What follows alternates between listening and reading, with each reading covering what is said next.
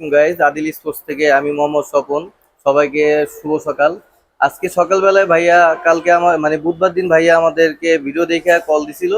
Call দেখে আজকে সরাসরি ওনারা দোকানে চলে আসছে এবং ওনারা যে ব্যাট চাইছে সেই ব্যাট তারা ঠিক আসল পাইলো না নকল পাইলো সেটা তাদের মুখ থেকে আমি শুনবো। এবং দামটা কি অ্যাকুরেট পাইলো কিনা, না বেশি পাইলো না কম পাইলো, এটা নিয়েই তাদের সাথে আজকে একটু কথা বলবো। আসসালামু আলাইকুম ভাই। ওয়ালাইকুম আসসালাম।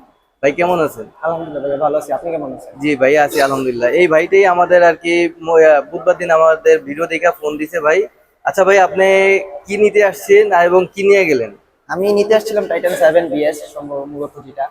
তো আমি সেই 7 এর বদলে এখন 10 নিলাম। আমি নিতে আসছিলাম মূলত টাইটান 7, তো সেই জায়গায় আমি 10 নিলাম।